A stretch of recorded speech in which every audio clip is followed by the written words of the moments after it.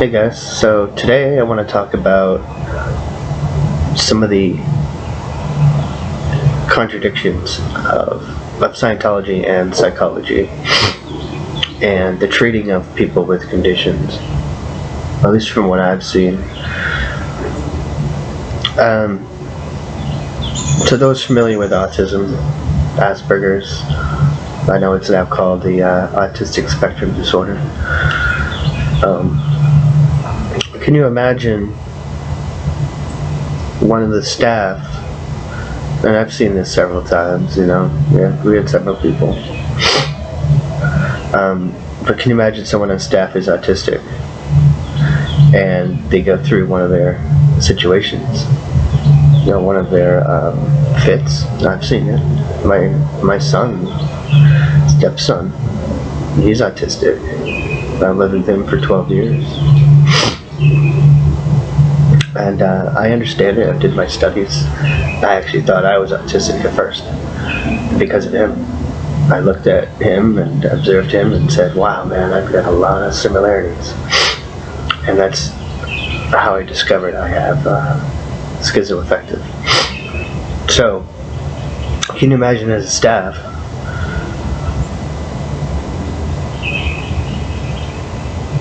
that autistic person being reprimanded for being confused or for reacting in a strange way to them, and being yelled at to get their TRs in when they can't help it, to be called bank, reactive mind, when it's their brain's chemistry. It's a rough thing to see. It's a rough thing to remember, because they're innocent. It's not bank, and they're crushed to believe it, and it's all them. It's all their fault. It's their PTS all the time. There's something wrong with them. And they really get pushed into doing work.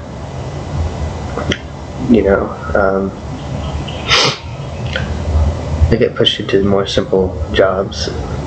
But some of them, I'm sure, are pretty brilliant, like they all are.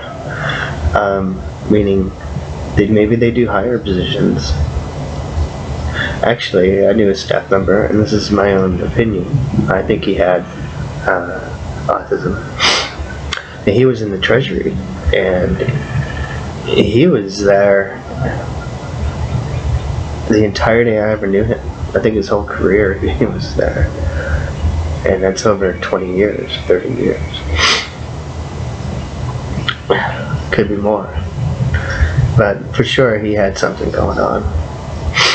And I just want to let you know, to any new people, that they have no remorse for psychology, psychiatry. They think they are the source of what is good in the field. They feel that they are superior. They have it. They have the tech. And it's pretty sad to watch. It's pretty sad to look back on. I'm sure I'll go over this in layers, and I'll talk about this again, maybe more deep. I want to give a thanks to everybody who became subscribers in the past couple days and has commented on my videos, and I really, really appreciate that. All that backup, emotional backup, and support really made a difference. And this documentation that I'm doing is good for my mental health, and it's good for to bring awareness into that cult. So thank you very much. Very much. having this log, it lets me see myself too. Like that first day, I think I was just in one of my lows, man. I was really depressed. Those are the waters that I swim in. But like right now, I feel a little bit more cheerful. I'm stuffed up. It's cold out here, and I got some allergies going on. But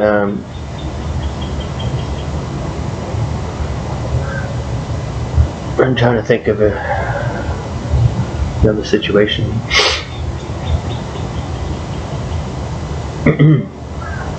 I mean, can you imagine having schizophrenia in Scientology? They make schizophrenics. They make them. Reverend Hubbard was a pretty evil dude. When you study his background and you study his occultic works, which a lot of people just ignore because it might not just be spiritual. They don't believe in it. And I'll tell you something, I personally believe in the Holy Spirit. I think it's very real. And we're dealing with dark forces. And God's crushing it. It's my opinion. And we're seeing it fall. There's no recovery from this, especially if this goes on, and it will go on for the rest of the year and to come. I'm trying to put my shoulder to the wheel, and I'm starting slowly. I bet you, I know a month from now, or even a couple weeks, I'd be doing better than I am right now. Having more content, less calm legs, you know. But I feel it's really good for me. I feel good.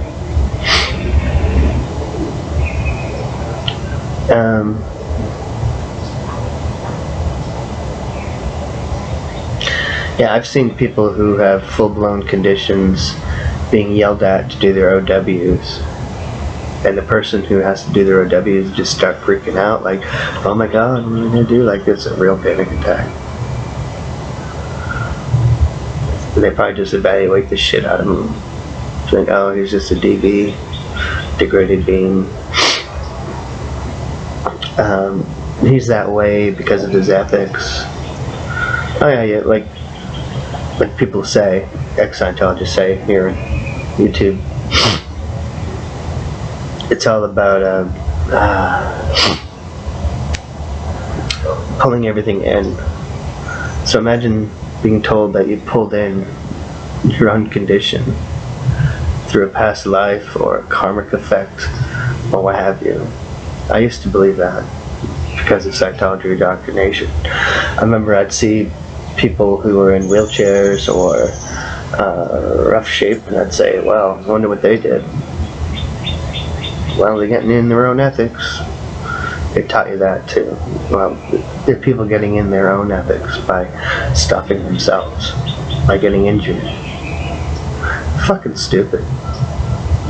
But they believe that to the T. And I think we're the only ones, they're the only ones who know that. Like, it's special knowledge. Special lies.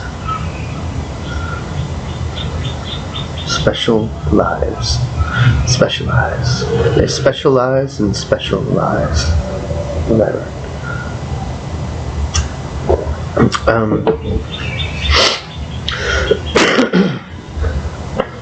I want to do a video a day, even if it's a little scrambled like it is today. I mean, I'm giving you some data. I'll get smoother at it as I go. I don't want that to stop me. I tend to be a perfectionist, but you know, I'm not letting that stop me. I'm just going. I'm either going to be a perfectionist or I'm going to be more raw. And I like the raw. Hey, I just want to make a note of this. This is a book I wrote. It's called Invisible Kites. It's a collection of modern haiku and meaningful poetries. It's my name here. And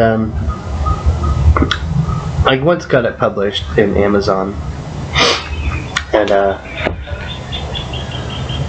due to my own perfectionism, whatever, I didn't have confidence in it. Typical, right? And this was back in 2016, and so I took it down because I wanted to reform it, and I never did. I waited, and now Amazon changed its book format or something, or platform, changed its book platform. So I have to start over to get it on to the market. But my point is this, not trying to sell my book. Nope, it's not even ready for sale. But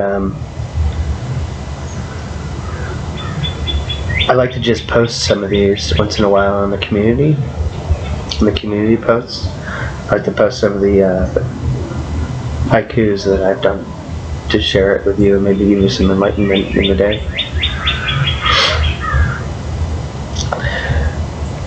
Yeah, so check that out if you can. And okay, that's it for now. I look forward to talking to you later. Again, thank you.